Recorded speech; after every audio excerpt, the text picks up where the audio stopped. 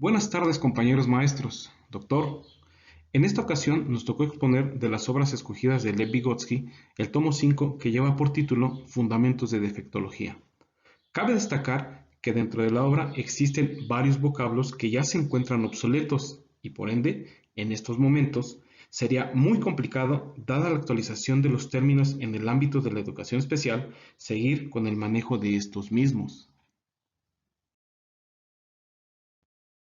Antes de entrar de lleno al contenido central de la obra, se darán a conocer algunos datos relevantes y muy importantes del autor. Él fue considerado el padre de la psicología histórico-cultural. Su vida, pues, fue relativamente muy corta, solamente vivió 38 años. Pese a ello, él realizó muchísimos aportes y propuestas a los procesos psicológicos y pedagógicos en el aprendizaje. Dicho sea de paso, esas propuestas y esos aportes aún siguen vigentes y han sido retomados por muchos sistemas educativos en la actualidad a nivel mundial. Sus obras están fundamentadas en el materialismo dialéctico e histórico. Realizó aportes muy importantes a lo que en su época se conocía como la defectología, hoy como educación especial.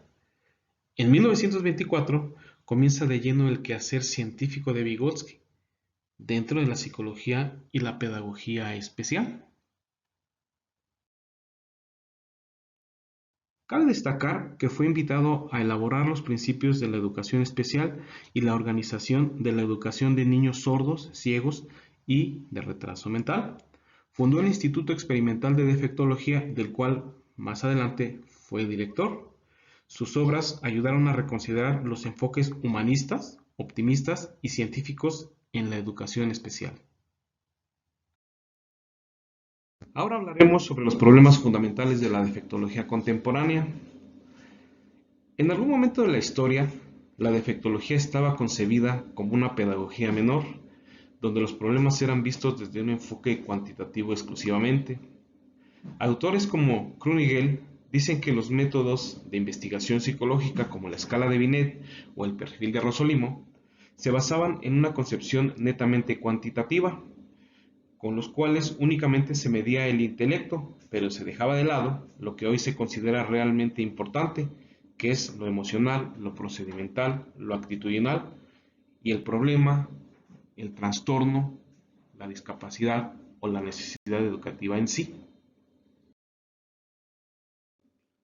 Krunegel en 1926 afirma que con la aplicación de los test psicométricos efectivamente se podía determinar el intelecto, mejor conocido ahora como coeficiente intelectual, pero esto no profundizaba ni caracterizaba en ningún momento y de ningún modo el defecto en sí, la anomalía, la génesis y el impacto de dichas afectaciones. Lippmann, por su parte, aseveraba que los métodos hasta ese entonces utilizados establecieron los niveles de capacidad, pero no el esencial del problema, situación que de muy poco o nada ayudaba o aportaba para el estudio de los fenómenos presentes en el campo de la defectología o ahora conocida la educación especial. Por otra parte, Krunigel en Alemania y Grobey et al.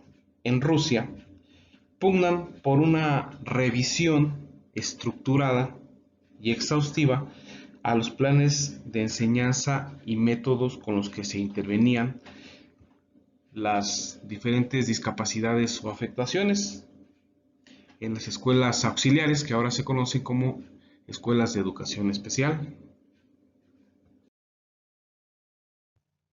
La concepción cuantitativa de la defectología antigua ha dado pie a que esta ideología prácticamente desaparezca por el solo hecho de estudiar el desarrollo intrauterino como netamente un aumento cuantificable de funciones orgánicas y psicológicas, posibilitó dejar de lado estos métodos de investigación ya obsoletos. Hoy en día, en este terreno se ha avanzado de manera significativa, ya que se percibe al niño que posee defectos y complicaciones como un sujeto desarrollado de manera diferente, pero a final de cuentas, con la igualdad que comparte con los demás niños. La defectología contemporánea ahora ya tiene su objeto de estudio bien definido, que son los procesos de desarrollo biológicos, psicológicos, la explicación de las posibles variables que se puedan presentar y los contextos donde el niño interactúa. Esto posibilita conocer ya de manera más profunda el fenómeno y da la posibilidad de estructurar ciertos planes de prevención e intervención más específicos para poder conocer, apoyar y minimizar las posibles dificultades o barreras para el aprendizaje y la participación.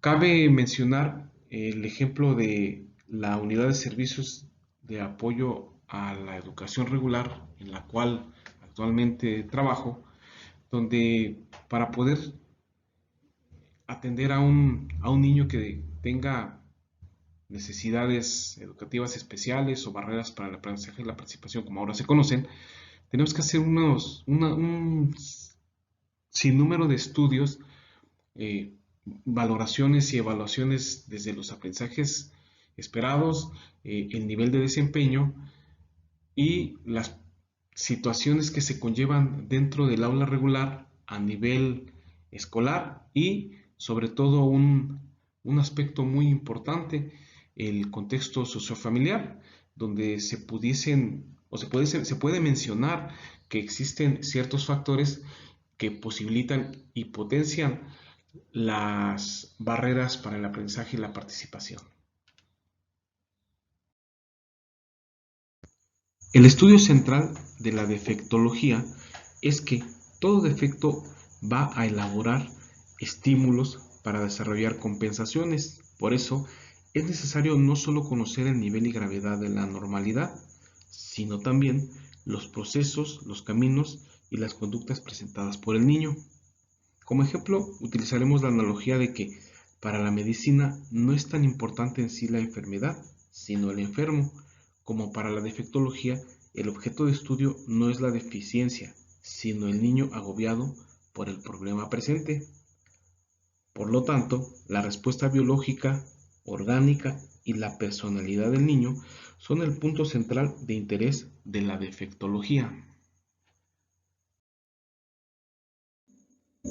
Stern menciona que el defecto o la discapacidad tienen un doble papel o función. El ciego, por ejemplo, no acrecenta la capacidad compensatoria por el simple aumento de la sensibilidad del tacto y el oído, sino por la evaluación y reflexión de su entorno. La minusvalía del sentido de la vista se compensa en el campo de las funciones psíquicas, que son la atención, la conciencia, la inteligencia, la imaginación, el lenguaje, entre otras. Y no menos importante, la estructura de la personalidad del sujeto que éste presenta. Adler realizó un estructurado sistema psicológico a la teoría sobre la deficiencia orgánica, aseverando que el defecto estimula en gran medida a un elevado desarrollo. Esto quiere decir que un defecto, cualquiera que sea, estimula a la psique para elaborar sistemas compensatorios que acrecentarán otras habilidades y el niño se puede adaptar y desenvolver de manera satisfactoria.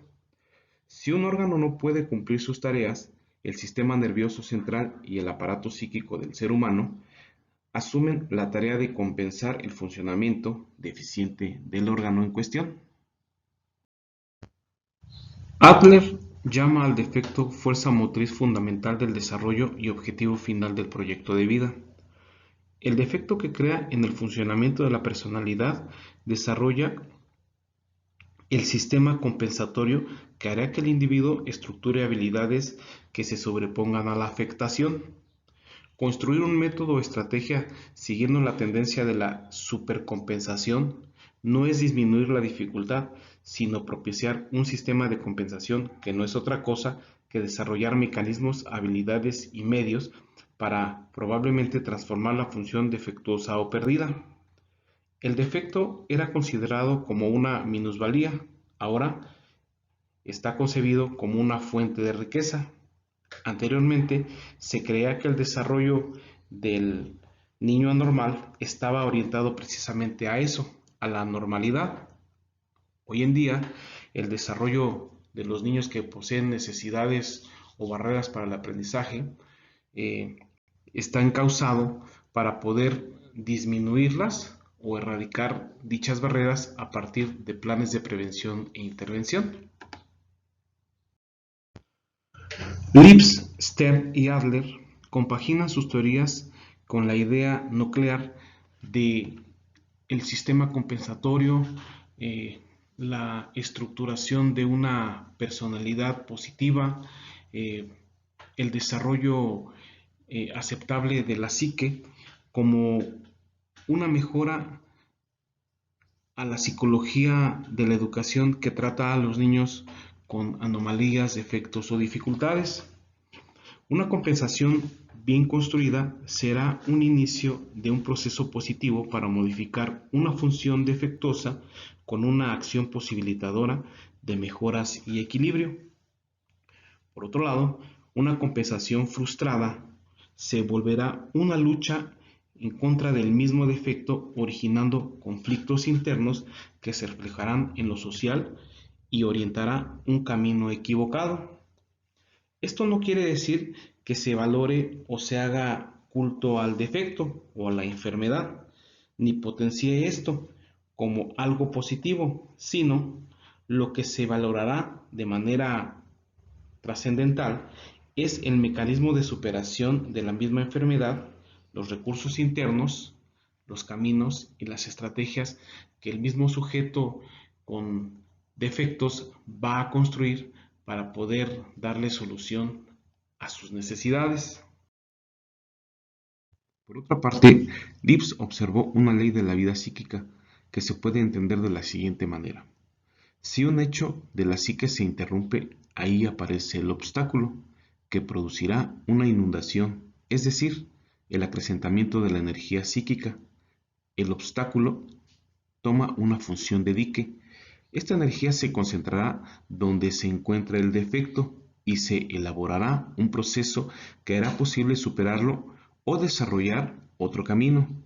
Así, esto quiere decir que donde el proceso se ve detenido en el desenvolvimiento, se formarán nuevos caminos de resolución gracias a ese dique u obstáculo. Antes de continuar, haremos un breve espacio para reconsiderar que se han intercalado ya los términos compensación y supercompensación en las diapositivas anteriores. Para esto, haremos una pequeña analogía entre lo que es la psicología y la medicina. En la medicina se utilizan vacunas para prever cualquier enfermedad viral que cause riesgo a la salud. Por ejemplo, la aplicación de la vacuna de la viruela. Esta se utiliza para introducir una pequeña cantidad de este virus al cuerpo con la consigna de que el organismo elabore anticuerpos capaces de contrarrestar el efecto de un contagio o la severidad de la misma enfermedad. Este mecanismo creado posibilitará mantener sano al cuerpo de un posible contagio, pero posiblemente no garantice el 100% de la salud plena, pero el impacto negativo en síntomas y afectaciones disminuirá de tal modo que no se tengan complicaciones de manera grave. En el área de la psicología del aprendizaje se manifiesta de una manera muy parecida. El sujeto, al reconocer la anormalidad, afectación o problema, tratará de buscar métodos, estrategias o alternativas dependiendo de sus experiencias, recursos internos y sus necesidades, habilidades, actitudes y aptitudes para enfrentar el problema y disminuirlo o buscar un camino alternativo para solucionarlo. Entonces queda de manifiesto que la compensación es simplemente una transformación o modificación a las estructuras para cambiar, mas no sustituir, algo con el objetivo de mejorar supliendo algunas funciones deterioradas o inhabilitadas. La supercompensación es el cambio o la modificación, pero tomando en cuenta además los intereses, las habilidades, la estructura de la personalidad y la fuerza o energía impulsora para encontrar el equilibrio o la satisfacción de las necesidades.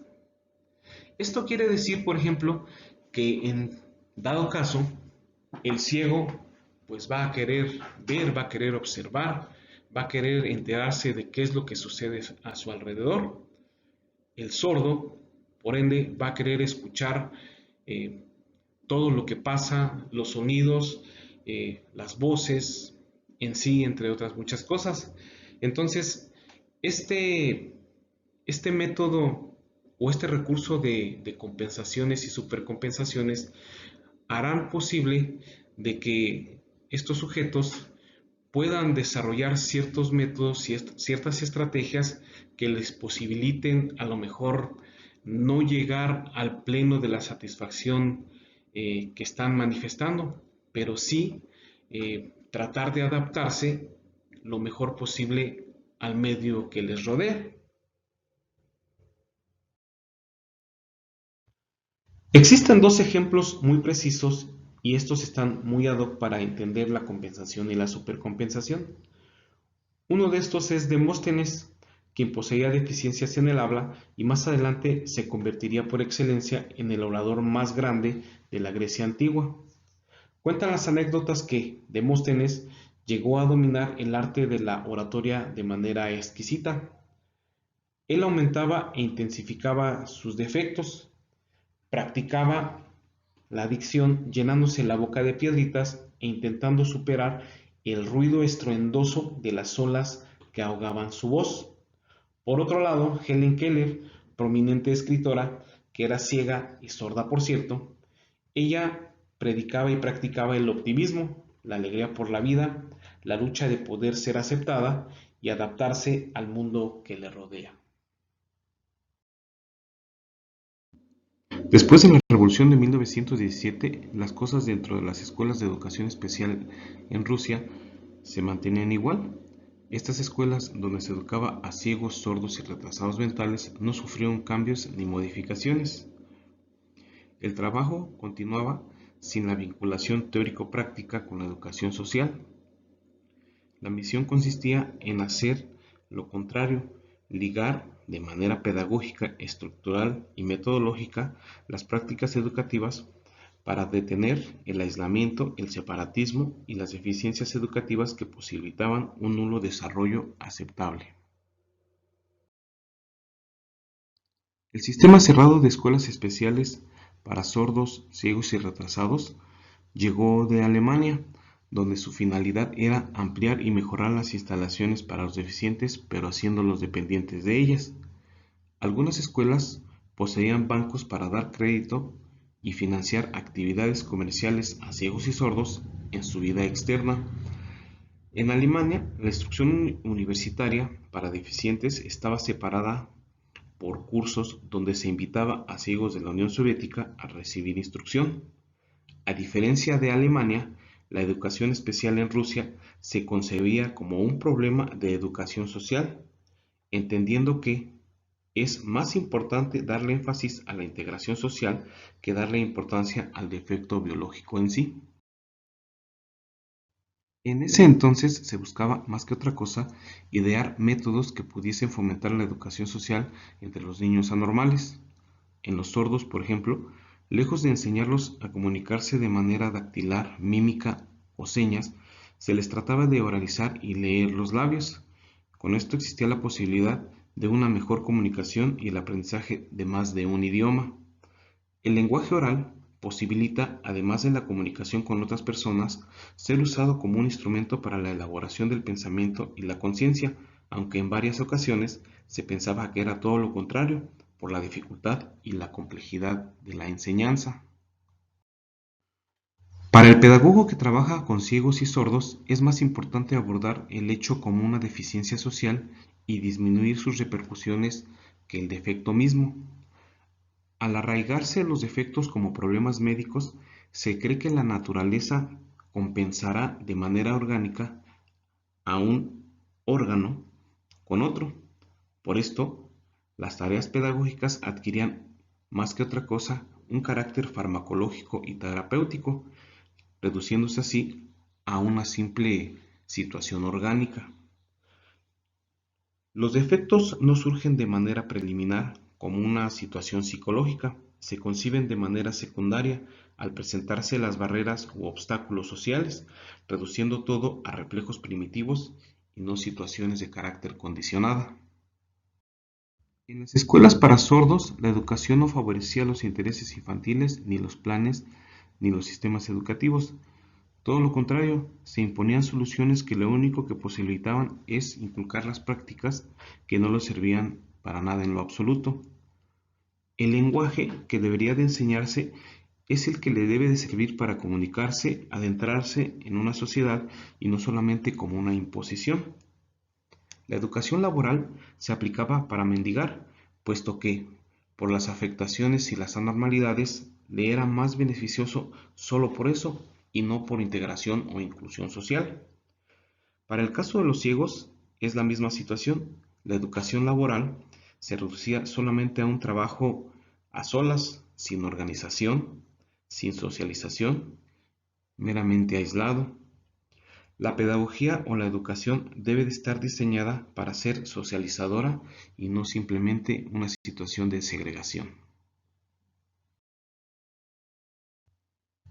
Graborov llevaba a cabo una pugna muy profunda desde el sentido de que él proponía una vinculación muy estrecha entre las escuelas normales y las escuelas auxiliares o de educación especial, con la finalidad de que hubiera un fomento, un acercamiento, una mejora de conductas, un proceso de socialización con el objetivo de derribar todas esas barreras, obstáculos que no promovían la integración de los niños que poseían algún defecto en la sociedad. Vygotsky hace una comparación acerca de los logros de los ciegos en las escuelas rusas con los obtenidos en las escuelas de Alemania y las norteamericanas, donde los sujetos invidentes, como se los conocía en ese entonces, fueron integrados al mundo laboral. Mientras tanto, en la Unión Soviética se formaban ciegos músicos, cantores, entre otros, sin una utilidad económico-social. Berlín estableció 122 oficios relacionados con la industria donde podrían laborar los invidentes. Cabe destacar que en Alemania se propuso este método con los que resultaron ciegos en la guerra, para posteriormente, con algunas complicaciones, se aplicó a los ciegos de nacimiento, mezclándolos con videntes y formar sistemas de cooperación social donde los ciegos participaban de manera activa y colaborativa. La pugna que persigue Vygotsky entre la escuela europea y norteamericana en contraposición a la rusa es la siguiente. Mientras los alemanes y norteamericanos se encontraban adelantados en el ámbito de la integración social de los niños anormales al mundo laboral, donde podrían construir relaciones sociales y de producción útil, en Rusia se seguía con un sistema cerrado, donde se reducía drásticamente la posibilidad, estando la educación de los niños físicamente deficientes en el plano más bajo del sistema educativo ruso. Como consecuencia, eh, los niños deficientes estaban relegados drásticamente a simplemente recibir cierta instrucción académica y aprender un oficio para poder andar mendigando y provocando lástima, mientras en la sociedad alemana y norteamericana los niños deficientes ya tenían un lugar dentro del sistema social, del sistema laboral, para poder estar incluidos en un proceso de producción netamente normal. Ahora hablaremos acerca de la psicología y la pedagogía de la defectividad infantil. Dentro del seno familiar, cuando se presenta un caso de un niño que posee una discapacidad, lo más habitual es encontrarnos que se desarrollan conductas y hábitos por parte de los familiares, buscando compensar o ayudar al niño a suplir el defecto en sí. Se convierte en un exagerado centro de atención, tratando de cumplírsele todas sus necesidades sin darle la más mínima oportunidad de un desarrollo individual. Como ya se había mencionado anteriormente, el defecto o la discapacidad solo se planteaba y se concebía de forma orgánica, continuando con la creencia de que se podía compensar o sustituir de manera biológica, dejando de lado la verdadera importancia de los sentidos como una extensión al mundo social, a lo afectivo y a lo emocional. Existía la opinión de que la sabiduría de la naturaleza sustituiría al órgano afectado con una mayor receptividad de los otros órganos. Así, existían cientos de anécdotas donde se explicaba cómo el tacto suplía al 100% a la vista en un ciego, o la vista suplía en su totalidad al oído del sordo. Pero esto no es así, no es una sustitución o un potencial incremento de sensibilidad o una suplencia, sino un ejercicio continuo de práctica y compensación. Un ejemplo muy puntual es el uso de las regletas y el punzón, con el cual, al marcar una serie de puntos el ciego en forma de relieve, él aprendería a leer, pero no es por el superdesarrollo del tacto, sino simplemente por la constancia y el prolongado uso de dicho sentido. Esto es un reflejo condicionado. Esto, un vidente le sería más complejo hacerlo, mas no imposible, porque él no tendría la necesidad de estarlo desarrollando de manera constante. En el caso del sordo, él aprende a comunicarse y a escuchar por los ojos. Es un proceso de lectura de labios y la oralización, que tampoco se concibiría a la vista como un órgano superdesarrollado, sino la instrucción y asociación de reflejos condicionados de manera prolongada. Nos debemos de apropiar de la idea de que la ceguera y la sordera no son otra cosa que la ausencia de un canal con el que nos podríamos apoyar para tener una vía de estructuración de relaciones o vínculos condicionados con el exterior o el medio. Las conductas de los anormales son diferentes a las de los niños normales. Estas deben de ser organizadas con un extenso número de vínculos con el medio. El rechazo de la sustitución biológica de un órgano por otro es el comienzo de una pedagogía especial que proveerá de principios fundamentales de socialización e inclusión. El concepto de retraso mental no poseía una certeza científica, no había indicadores, criterios y parámetros para conocer de manera exacta los niveles, tipos y características de la discapacidad en sí. También el continuar con los estigmas como idiotas, imbéciles, retrasados e imposibilitados, entre otros, apuntalaba la problemática de la separación y la exclusión de los niños anormales. En algún momento se llegaron a estructurar estrategias de intervención como las terapias médicas, por decir algunas, porque se seguía con la misma creencia de que eran afectaciones netamente biológicas y naturales, sin tomar en cuenta las necesidades, aptitudes y actitudes de los niños anormales para poderse desarrollar de manera óptima. Esto permitía que no se pudieran integrar a las escuelas normales y mucho menos al mundo laboral, ya que carecían de habilidades para relacionarse de manera social, carecían de técnicas y de procesos educativos.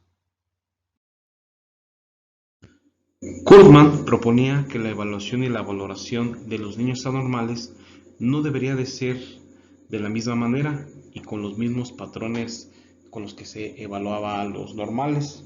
Sin embargo, por su parte, Troshin proponía lo contrario. Él decía que sí deberían de ser medidos por el mismo patrón, ya que no hay diferencia entre ellos y la posible distinción que existe es la diversidad de desarrollo y la concepción de que independientemente que existe una enfermedad, poseen una vida psíquica normal los dos. El error de concebir a la anormalidad infantil como enfermedad biológicamente potencial es lo que propicia una debilidad y una peligrosidad, así como una ola de confusiones prácticas equívocas y riesgosas para el desarrollo de los niños anormales. Servina, por su parte, menciona que el ciego no vive en tinieblas ni oscuridad, y mucho menos le preocupa eso, ya que no le es dada la discapacidad como una experiencia obtenida. Su estado de la psique no lo concibe como un problema, incluso lo comprende y no lo toma como una desgracia. También afirma que el ciego quiere ver, pero no como una capacidad orgánica, sino como una actividad reflexiva y práctica, ya que va elaborando una idea de su naturaleza como condición física que le permite desarrollar ciertas habilidades. Los ciegos poseen el sentido que les permite advertir a distancia objetos y los sordos el sentido vibratorio que les posibilita captar movimientos, música, entre otras cosas. La posibilidad que les ofrece la educación social es inmensa, los provee de recursos, desarrollo de habilidades de comunicación e interacción para evitar encontrar deficientes como cantores callejeros, integrantes de orquestas y artistas baratos. El desarrollo de la tiflopedagogía, que es la disciplina de la pedagogía que se encarga de la educación de los ciegos, erradicará terapias médicas y apoyará en el desarrollo de estrategias de educación social, de aprendizaje y de integración. El ciego, por ende, tiene que integrarse y vivir con los videntes para poder desarrollarse y desenvolverse de manera satisfactoria y óptima. Es importante derribar las barreras, las paredes y los obstáculos entre las escuelas regulares y las auxiliares para posibilitar la creación de relaciones sociales productivas de orden funcional y cooperativista. Ahora vamos a hablar sobre las cuestiones especiales de la defectología. El niño ciego. Al paso del tiempo y con los avances de la ciencia, el ciego ha pasado de ser una persona minusválida, impedida, discapacitada, entre otros motes, a ser un poseedor de habilidades, necesidades, prioridades y procesos que son dignos de ser observados y estudiados. La ceguera en sí ha pasado de ser un defecto orgánico ausente de visión y barrera a una reestructuración de personalidad, un sistema modificador de direcciones y reorganización de la psique del individuo que la posee. No es un simple defecto, sino un factor que posibilita configuraciones trascendentales de energía, actitud y tendencias al desarrollo social.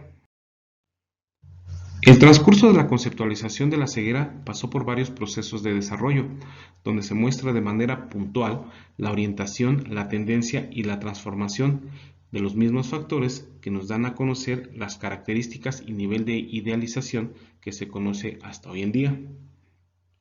La primera época se concibe como mística, puesto que abarca la antigüedad, la Edad Media y parte de la era moderna, donde se consideraba al ciego dentro de leyendas, fábulas y proverbios. Se veía al ciego como una persona desgraciada, se veía de manera supersticiosa, indefensa, desvalida y abandonada, con una conceptualización burda por las mentes religiosas. Los adivinos eran a menudo en las leyendas descritos como ciegos. Un ejemplo es el de Demócrito, que él mismo se cegó para poderse entregar de manera completa a la sabiduría.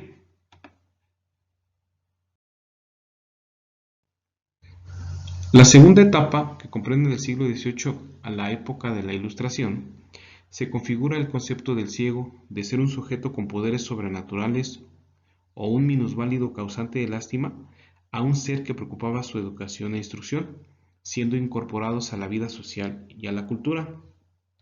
se cambia la idea de la mística por la ciencia.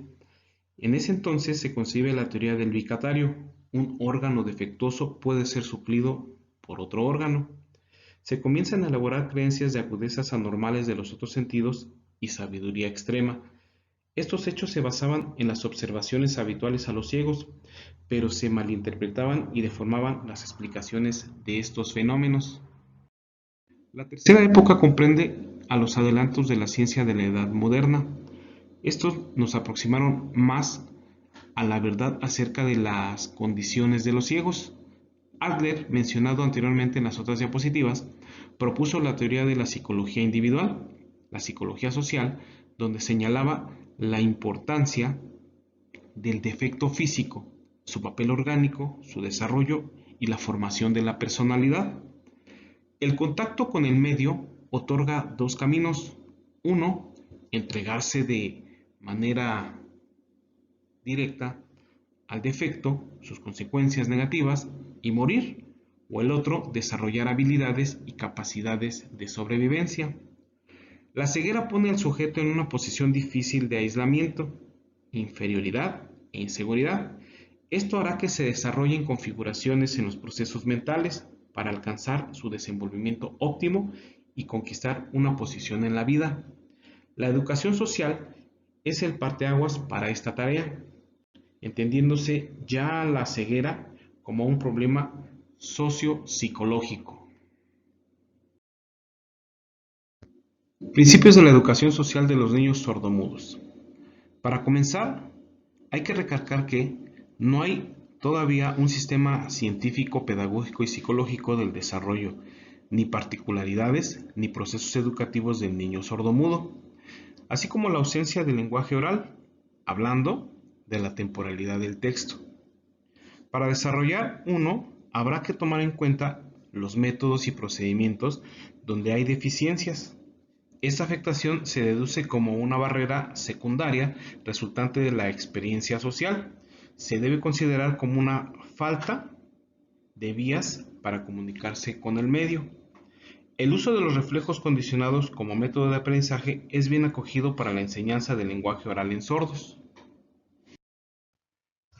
El sordo instruido, educado y tomado en cuenta en lo social desde el punto de vista psicológico y pedagógico tiene la capacidad de desenvolverse de la misma forma que un niño normal. Los principios del mecanismo psicológico de la educación son los mismos que en los niños sanos y los niños sordos. La educación va a modificar esquemas y procesos para variar y reestructurar reacciones del organismo. En la educación preescolar es donde se inicia fundamentalmente la labor educativa y la enseñanza del lenguaje. De ahí la importancia dada a este proceso en niños sordos y normales, pero como los sordos se les enseña de otra manera o no se les enseña, da la posibilidad de una vida llena de tropiezos y carencias.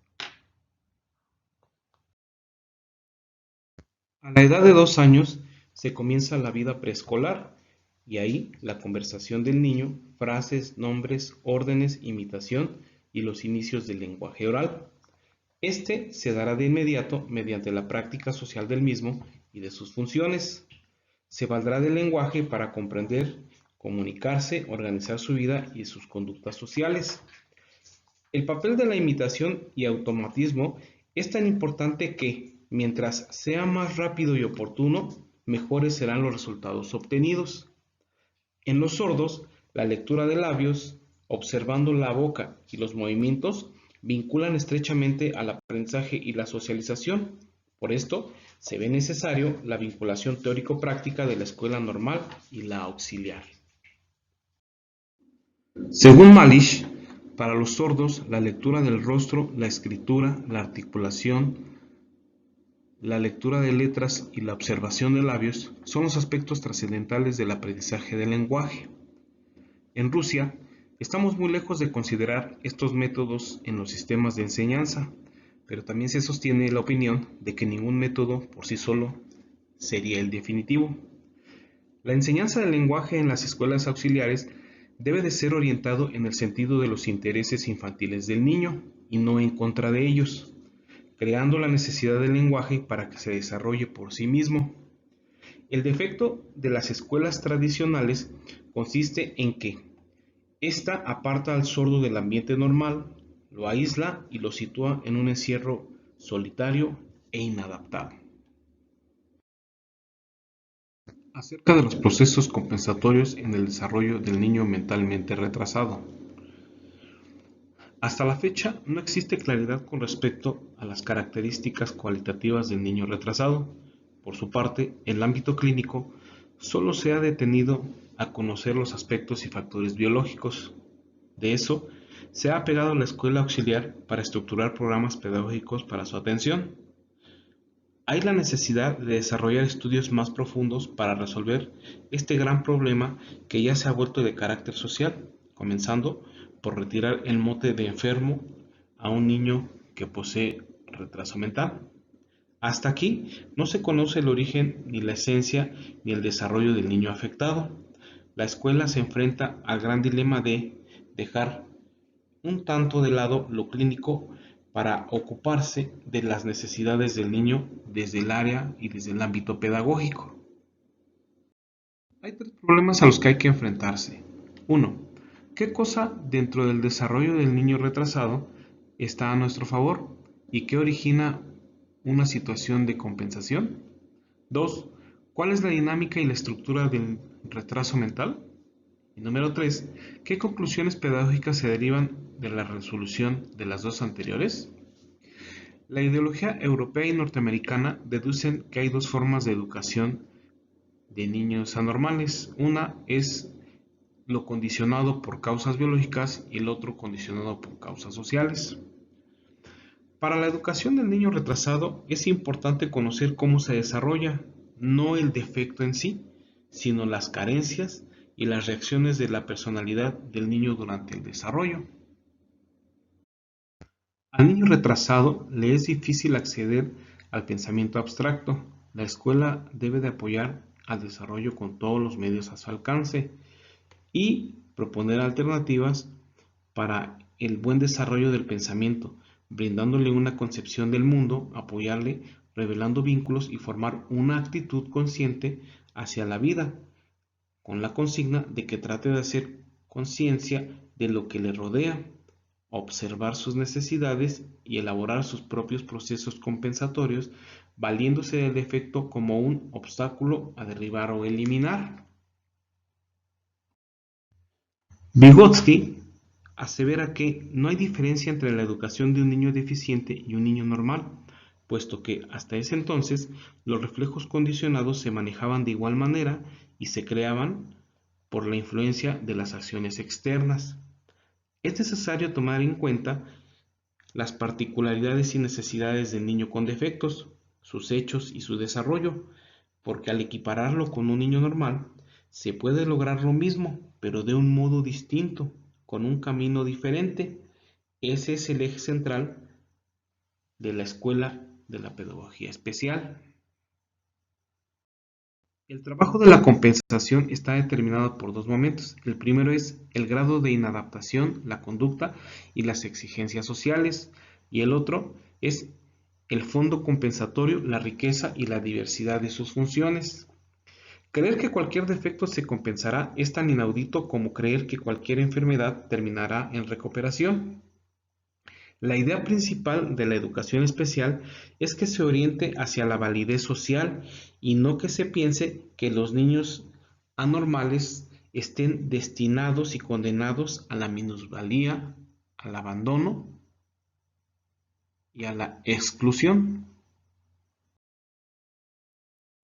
El niño mentalmente retrasado no solo tiene carencias y defectos desde el orden biológico, también tiene una estructura que se va equilibrando y se va compensando por el desarrollo y la aparición de sus necesidades. Es inminentemente necesario conocer los procesos compensatorios, las actitudes, el razonamiento y la conciencia que va tomando el niño acerca de su defecto y recuperar una conclusión acerca de su retraso. Aquí el problema es la dificultad del niño retrasado en que es acrítico a sí mismo, como para hacer conciencia y llegar a una conclusión. Ellos no reconocen su retraso a causa de la autoestima elevada, producto de ciertos procesos compensatorios erróneos.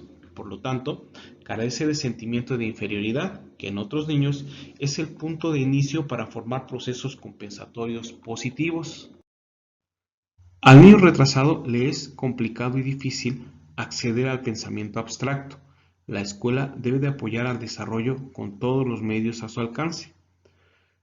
También debe de proponer alternativas para que posibilite el pensamiento, brindándole una concepción del mundo, apoyarle, revelando vínculos y formar una actitud consciente hacia la vida, con la consigna de que trate de hacer conciencia de lo que le rodea, observando sus necesidades y elaborando sus propios procesos compensatorios, valiéndose del defecto como un obstáculo a derribar o eliminar.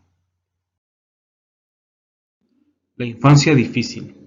Es un tanto complicado conceptualizar la idea del niño difícil o de difícil educación, porque es muy amplia la gama de posibilidades para describir el fenómeno como tal, ya que ni en el ámbito psicológico pedagógico se encuentra lugar de manera científica, más bien se toma como una generalidad a hechos donde se exhiben ciertas características y problemáticas. En las teorías modernas se integra al campo de investigación el comportamiento o temperamento, estudiados desde la relación de lo orgánico, lo conductual y por último en lo social. Diversos estudios afirman que la conducta y el carácter no son consecuencia de procesos hereditarios, sino de hechos del desarrollo y de la adaptación al medio. Cuando un niño tiene la conciencia de tener un problema o situación que lo aqueja, trata de protegerse del medio elaborando mecanismos de reacción compensatoria. En este caso, respuestas conductuales negativas, como malos hábitos, excesos de conducta, desconfianza, desafío, entre otras. El niño que ha formado o elaborado una reacción compensatoria desarrollará respuestas o conductas influenciadas por los aspectos que no se compensan, tratando de superar la degradación. Esto no es considerado desafortunado porque no es patológico, pero tampoco bueno porque se realiza de un modo nocivo, pero conducirá a mejorar la conducta. Cuando el niño se enfrenta a problemas en su ambiente, desarrollará compensaciones que formen su carácter de manera positiva, venciendo la adversidad y las situaciones y los problemas que lo aquejan. La moral insanity. Dentro de la reforma pedagógica se considera una problemática profunda concerniente a varias naciones de Europa, América y la Unión Soviética. Esto es la moral insanity, traducida como la locura moral, donde se han agrupado a prostitutas menores de edad, niños difíciles de educar, vagabundos, entre otros, que demostraban amoralidad en sus conductas. En los trabajos de Blonsky y Salkin se ha demostrado que estos niños no poseen insuficiencia orgánica congénita, sino una inadaptación social. Las causas de moral insanity no deben de ser buscadas en el niño, sino en el entorno y la educación deficiente que no ha establecido los valores necesarios. Los experimentos en niños con moral insanity demostraron que, al ser separados del contexto dañino y ser colocados en uno mejor, externaron mejoría, amabilidad, vivacidad y sociabilidad. Se encontró que se trataba de niños con una sensibilidad equilibrada, pero al ser disminuidos desarrollaron reacciones defensivas y una coraza contra la influencia del medio ambiente. Los pedagogos y psicólogos rusos ven con agrado la aplicación y valoración de estos experimentos. Observaron satisfechos el camino trazado de la educación social como posible solución a los problemas de carácter conductual en los niños que poseen comportamientos anormales y amorales. La dinámica del carácter infantil. El carácter es condicional o está condicionado por consecuencia de la suma en conjunto de atributos básicos de la personalidad. subyacente y formado a las necesidades y manifestaciones que recibe del medio. Kretschmer afirmaba que el carácter era una relación entre el desarrollo psíquico y el biológico, semántico y endocrino, diferenciando dos biotipos, el tipo esquizotímico y el ciclotímico, ligados a dos tipos fundamentales de enfermedades psíquicas, la esquizofrenia y la psicosis maníaco-depresiva. Salkin, por su parte, señala que esta teoría ejerce una influencia muy importante y trascendental en el estudio de la psicología infantil en 1926. El temperamento ciclotímico es propio de la infancia, mientras tanto el adolescente cambia este temperamento por el esquizoide. Se pensaba al carácter como un desarrollo pasivo del tipo biológico, congénitamente propio del ser humano. Las clasificaciones son válidas científicamente solo cuando se conocen los rasgos esenciales de los fenómenos, clasificados separadamente, es decir, cuando a manera de presuposición existe el conocimiento de los hechos. La teoría exhibe el desarrollo progresivo, impulsor, dinámico, productor de cambios y movimientos estructurales a partir de las experiencias recabadas por el sujeto. La lógica del desarrollo del carácter es la misma aplicada a cualquier proceso. Todo se desarrolla para satisfacer las necesidades de algo. El carácter es una conducta típica de la estructura de la personalidad que se ha desarrollado en la confrontación por una posición social. Es una directriz de vida, la única dirección vital de los actos y funcionamientos de la estructura psíquica. Por tanto, el carácter final de todo acto psicológico está orientado al futuro y aparece como las formas más elementales de la conducta. Adler, por su parte, remite y explica la idea de la orientación del carácter como conducta hacia el futuro, apoyándose en los experimentos de Pavlov sobre la formación de los reflejos condicionados, y a su vez, el mismo Pavlov señala al mecanismo de dichos reflejos, a la teoría de la compensación. Todo queda resumido en la concepción ideal de que todo desarrollo surge a partir de la satisfacción de las necesidades. Cronológicamente el fenómeno se explica de la siguiente forma. En la primera dimensión, la inadaptación del niño al ambiente sociocultural elaborará obstáculos en el desarrollo de la psique, que es el principio de condicionamiento social. En la segunda dimensión, estos obstáculos les sirven de estimulación para el desarrollo de la conducta compensatoria. Se convierte en la orientación del proceso, que es la perspectiva del futuro. Y la tercera dimensión, que es la presencia de obstáculos, eleva las funciones y las hace perfeccionar, conduciéndolos a forjar caminos, métodos, estrategias, conductas y procedimientos para superar toda situación y adaptarse. La defectología y la teoría del desarrollo y la educación del niño. El desprendimiento de la ideología biologista como base fundamental a la explicación de los hechos humanos y el cobijo en la psicología humana y social es inminente, puesto que todo acercamiento al entendimiento de las conductas a partir de la estructura de la psique y la personalidad se basará en la idea del vínculo que de manera imperativa debe de existir entre la cultura, lo social y lo actitudinal. La teoría del desarrollo del niño anormal se sustenta en el mecanismo estructural de los campos de rodeo, sistema compensatorio usado para esforzarse y encontrar nuevos senderos o alternativas para su adaptación. Explicaremos brevemente con un ejemplo un tanto complejo a partir de la modificación del postulado de Piaget y el lenguaje egocéntrico del niño, la aparición y la creación de los caminos de rodeo. Se observa el lenguaje egocéntrico del niño como Piaget lo hizo, pero con el objetivo de estudiar los factores determinantes del que depende el desarrollo de este lenguaje, a sabiendas que comienza su aparición a los 3 años de edad aproximadamente. A diferencia de Piaget, en el experimento de Vygotsky, se trata de dificultar la conducta del niño. Para iniciar, se predispone al niño a realizar un dibujo libre, manipulando el evento de modo que le haga falta un color. Cuando comienza a entusiasmarse con el dibujo, se le retira, sin que él se dé cuenta, el modelo de apoyo del cual se estaba apoyando para reproducir. En este sentido, se organiza la conducta para que se le presenten dificultades y obstáculos. En este momento, se constata que el lenguaje se acrecenta el desenvolvimiento de manera óptima en un 96%, mientras que su coeficiente normal es de 47%. Esto demuestra que el lenguaje egocéntrico se activa a partir de ciertas dificultades que se va encontrando. Entonces, supongamos que el niño necesita un lápiz de cualquier color, lo toma y dibuja. La pregunta es, ¿aquí aparece el lenguaje egocéntrico? La respuesta es no.